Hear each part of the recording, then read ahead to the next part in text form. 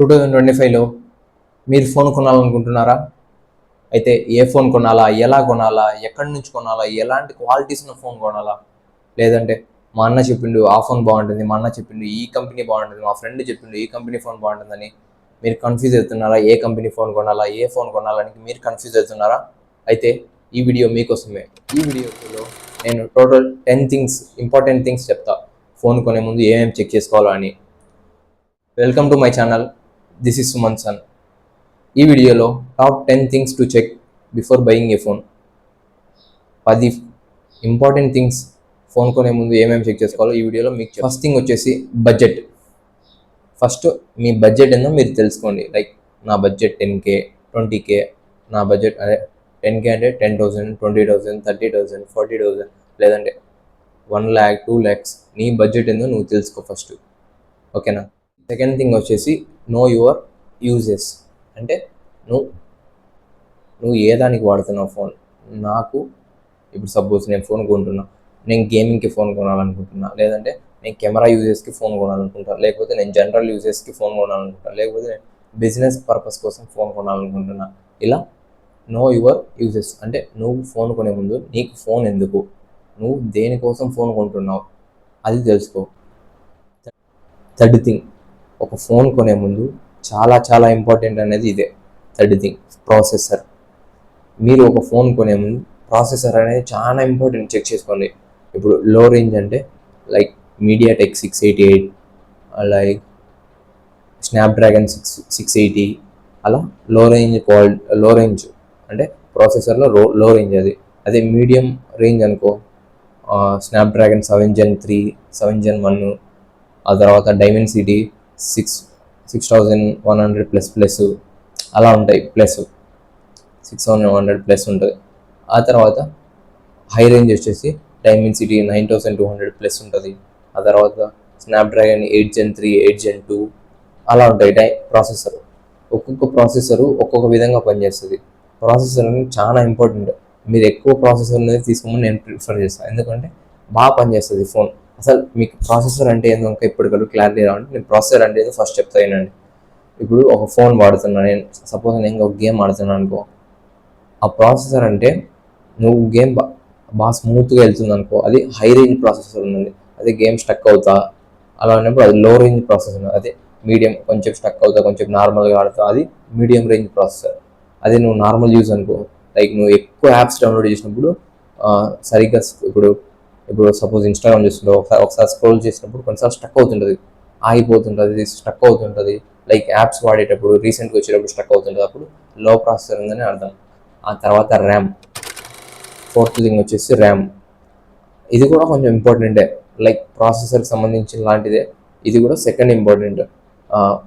RAM అంటే ఏంటంటే first మీకు చెప్తా, అది మల్టీ టాస్కింగ్ చేస్తుంది. అంటే ఇప్పుడు నువ్వు ఒక యాప్ ఉంది, ఇప్పుడు గేమ్ ఆడుతున్నావు సపోజ్, అది రీసెంట్లో పెట్టేసి ఇంకొక యాప్ వాడాలని వెళ్తావు. అప్పుడు ఆ యాప్ని లైక్ గేమ్ ఆడేది ఫ్రీ ఫైర్ ఆడుతున్నావు అనుకో, ఫ్రీ ఫైర్ రన్ అవుతూ ఉంటుంది బ్యాక్గ్రౌండ్లో, అది ర్యామ్ అంటారు. బ్యాక్గ్రౌండ్లో రన్ అయ్యేదాన్ని ర్యామ్ అంటారు. అది టెంపరీ మెమరీ, అంటే కొద్దిసేపు మాత్రమే ఉంటుంది అది. ఆ తర్వాత మనం రీసెంట్గా తీసేసి వెళ్ళిపోద్ది. అప్పుడు నీకు మల్టీ టాస్కింగ్ అంటే ఒకేసారి నీకు చాలా పనులు చేస్తుంది. ఇప్పుడు నువ్వు ఒక పక్కల వాట్సాప్ చాటింగ్ చేస్తుంటావు, ఇంకో పక్కల గేమ్ రన్ అవుతూ ఉంటుంది వెనకాల, అది ర్యామ్. ఇప్పుడు నీకు 4GB ర్యామ్ అయింది అనుకో, అది గేమ్ కొద్దిసేపే రన్ అవుతుంది, ఆ తర్వాత రన్ కాదు. అదే 6GB ర్యామ్ అనుకో, కొద్దిసేపు ఎక్కువ రన్ అవుతుంది. అదే 8GB 12GB 16GB అలా నువ్వు జీబీ పెంచుకునే కొద్దీ, ర్యామ్ పెంచుకునే కొద్దీ అది కూడా పెరుగుతూ ఉంటుంది. ఓకే, అర్థమైంది. ఆ తర్వాత ఫిఫ్త్ థింగ్, స్టోరేజ్. స్టోరేజ్ ఏంటంటే అది మీ బేసిస్. లైక్ నేను ఎక్కువ డాక్యుమెంట్స్, ఎక్కువ ఫొటోస్, వీడియోస్ నా ఫోన్లో స్టోర్ చేసుకోవాలి అనుకుంటే 256. ఎక్కువ స్టోరేజ్ నీకు కావాలనుకుంటే 256 ఉంటుంది, 512 ఉంటుంది, 1TB ఉంటుంది. అలా అవసరం, నాకు అంత అవసరం లేదు. 126, 64GB 32GB అది చాలనుకుంటే ఓకే. నీ బేసిస్ బట్టి ఉంటుంది, నీ స్టోరేజ్ నువ్వు ఎంత స్టోర్ చేసుకోవాలనుకుంటున్నావు నీ ఫోన్ అనేది, దాన్ని బట్టి నువ్వు స్టోరేజ్ డిసైడ్ చేసేస్తావు. Sixth thing, display. నీకు ఫుల్ హెచ్డి కావాలన్నా, హెచ్డి కావాలన్నా, లేకపోతే నార్మల్ అమూల్డ్ అది కావాలన్నా, ఓకేనా? నీకు అది నీ ఇష్టం. ఇప్పుడు నేను ఎక్కువ సినిమాస్ చూస్తా, ఎక్కువ యూట్యూబ్ చూస్తా, అలాంటి వాళ్ళకి ఫుల్ హెచ్డి ప్రిఫర్ చేస్తాను. ఎందుకంటే నువ్వు మంచి క్వాలిటీస్ వస్తుంది ఫుల్ హెచ్డి సినిమాలు కానీ వెబ్ సిరీస్లు కానీ చూసేటప్పుడు బాగుంటుంది. నీకు హెచ్డి కంటే ఎఫ్హెచ్డి ప్లస్ అని ఉంటుంది, అంటే ఫుల్ హెచ్డి అని, అది తీసుకోవడం బెటర్. ఆ తర్వాత సెవెంత్ థింగ్, కెమెరా క్వాలిటీ. ఇప్పుడు 10,000లో ఫోన్ కొన్నా మంచి 64 MP కెమెరా సూపర్గా వస్తున్నాయి. ఇప్పుడు కెమెరా అనేది ప్రతి ఫోన్కి మంచిగానే వస్తుంది. కాకపోతే నేను యూట్యూబ్ ఇలా వీడియోస్ చేయాలనుకుంటున్నా, లేదంటే మంచి ఫొటోస్ ఇన్స్టాగ్రామ్లో పోస్ట్ చేయాలనుకుంటున్నా అంటే you better go 108 MP 64 MP అలా చాలా ఉంటాయి. ఒక్కొక్క ఫోన్కి ఒక్కొక్క విధంగా ఉంటుంది కెమెరా క్వాలిటీ అనేది. నువ్వు ఆ కెమెరా క్వాలిటీ నీకు నచ్చిన విధంగా చూసుకో. ఎయిత్ థింగ్ వచ్చేసి బ్యాటరీ అండ్ ఛార్జింగ్ పవర్. ఇప్పుడు బ్యాటరీ అనేది 3000 ఉంటుంది, 4000 ఉంటుంది, 4500, 5000, 6000. అంతెందుకు రీసెంట్గా 7000 mAh బ్యాటరీ పవర్ ఉన్న ఫోన్స్ కూడా రిలీజ్ అయినాయి. నీ యూజెస్ అంటే నేను ఎక్కువ ఫోన్స్ వాడతా, నేను ఎక్కువసేపు ఫోన్ చూస్తూనే ఉంటా, నాకు ఛార్జింగ్ ఎక్కువ కావాలా, లాంగ్ టర్మ్ ఛార్జింగ్ కావాలనుకుంటే నువ్వు బెటర్ టు గో 5500, 5000, 6000 ఇలాంటి ఫోన్స్ తీసుకో.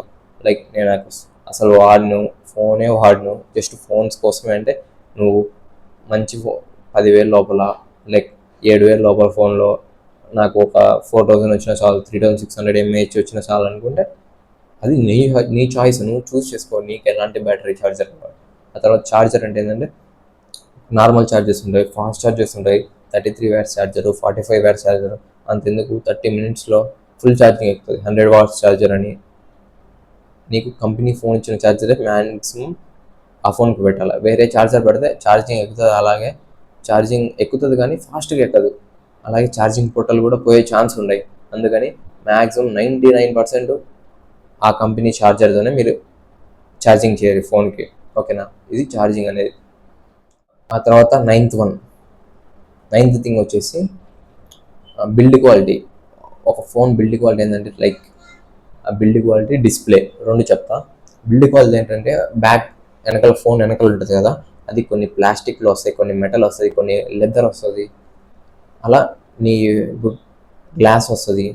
అలా నీ యూజెస్ పెట్టి, అంటే నేను బాగా మెయింటైన్ చేసుకున్నా అంటే గ్లాస్ తీసుకో.